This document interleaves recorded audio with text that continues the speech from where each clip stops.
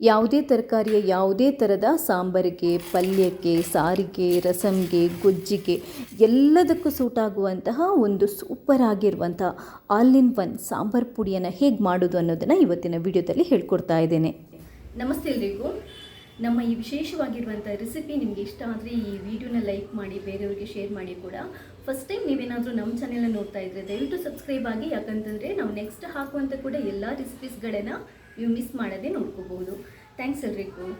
ಈ ಸಾಂಬಾರು ಪುಡಿಯನ್ನು ಮಾಡಲಿಕ್ಕೆ ಮೊದಲಿಗೆ ಸ್ಟವ್ ಮೇಲೆ ಒಂದು ಪ್ಯಾನನ್ನು ಇಟ್ಟು ಸ್ವಲ್ಪ ಬಿಸಿ ಮಾಡಿಕೊಂಡು ಅದಕ್ಕೆ 6 ಟೇಬಲ್ ಸ್ಪೂನಷ್ಟು ಕೊತ್ತಂಬರಿ ಬೀಜ, 3 ಟೇಬಲ್ ಸ್ಪೂನಷ್ಟು ಜೀರಿಗೆ, 2 ಟೇಬಲ್ ಸ್ಪೂನಷ್ಟು ಕಾಳುಮೆಣಸು, ಅರ್ಧ ಟೇಬಲ್ ಸ್ಪೂನಷ್ಟು ಮೆಂತೆ, ಅರ್ಧ ಟೇಬಲ್ ಸ್ಪೂನಷ್ಟು ಸಾಸಿವೆ, 1 ಟೇಬಲ್ ಸ್ಪೂನಷ್ಟು ಕಡಲೆಬೇಳೆ, 1 ಟೇಬಲ್ ಸ್ಪೂನಷ್ಟು ತೊಗರಿಬೇಳೆ, ಇಷ್ಟನ್ನು ಹಾಕ್ಕೊಂಡು ನೀಟಾಗಿ ಹುರಿದ್ಕೊಳ್ಳಿ.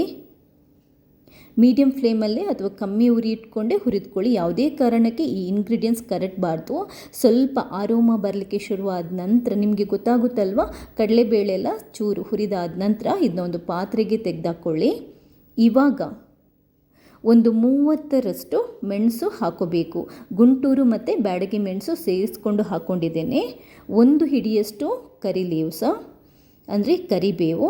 ಹಾಗೆಯೇ ಇವಾಗ ನಮಗೆ ಒಳ್ಳೆ ಫ್ಲೇವರ್ ಬರಲಿಕ್ಕೆ 1-2 ಪಲಾವ್ ಎಲೆ, 1 ತುಂಡು ಚಕ್ಕೆ, 1 ಸ್ಟಾರ್, 4-5 ಲವಂಗ, 1 ಟೇಬಲ್ ಸ್ಪೂನಷ್ಟು ಬಡಿಸೊಪ್ಪು, ಇಷ್ಟನ್ನು ಹಾಕ್ಕೊಂಡು ಇದನ್ನು ಕೂಡ ಹುರಿಬೇಕು.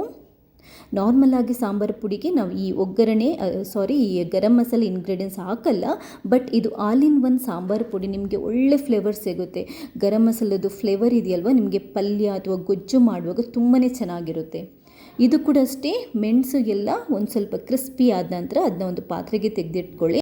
ಇವಾಗ ನಮಗೆ ಸಾಂಬಾರು ಮತ್ತು ಈ ಪಲ್ಯದೆಲ್ಲ ರುಚಿ ಜಾಸ್ತಿ ಆಗಬೇಕು, ಡಬಲ್ ಆಗಬೇಕು ಅಂತಂದರೆ ಅದಕ್ಕೆ 2 ಟೇಬಲ್ ಸ್ಪೂನಷ್ಟು ನೆಲಗಡಲೆ, 2 ಟೇಬಲ್ ಸ್ಪೂನಷ್ಟು ಗೋಡಂಬಿ, ಇಷ್ಟನ್ನು ಹಾಕ್ಕೊಂಡು ಹುರಿದ್ಕೋಬೇಕು.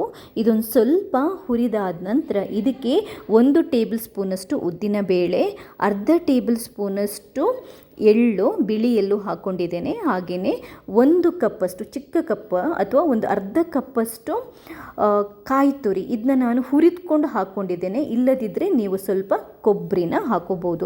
ಇದೇನು ಮಾಡುತ್ತೆ ಅಂತಂದರೆ ಸಾಂಬಾರು ಮತ್ತು ರಸಮನ್ನು ದಪ್ಪ ಮಾಡುತ್ತೆ ಮತ್ತು ಒಳ್ಳೆ ಅದ್ಭುತವಾಗಿರುವಂತಹ ರುಚಿ ಅಂದರೆ ಏನಂತಾರೆ ಫ್ಲೇವರ್ ಕೊಡುತ್ತೆ. ಯಾವುದೇ ಗೊಜ್ಜು ಅಥವಾ ಯಾವುದಕ್ಕೆ ಹಾಕ್ಕೊಳ್ಳಿ, ಪಲ್ಯಕ್ಕೆ ಹಾಕ್ಕೊಳ್ಳಿ, ನಿಮಗೆ ಒಳ್ಳೆ ಟೇಸ್ಟ್ ಮತ್ತು ಫ್ಲೇವರ್ ಕೊಡುತ್ತೆ. ಇದೆಲ್ಲದು ಸ್ವಲ್ಪ ತಣ್ಣಗಾದ ನಂತರ ಇದನ್ನ ನಾವೇನು ಮಾಡಬೇಕು ಅಂತಂದರೆ ಮಿಕ್ಸಿಗೆ ಹಾಕಿ ರುಬ್ಕೋಬೇಕು. ನಾನು 2 ಬ್ಯಾಚಲ್ಲಿ ರುಬ್ಕೊತಾ ಇದ್ದೇನೆ.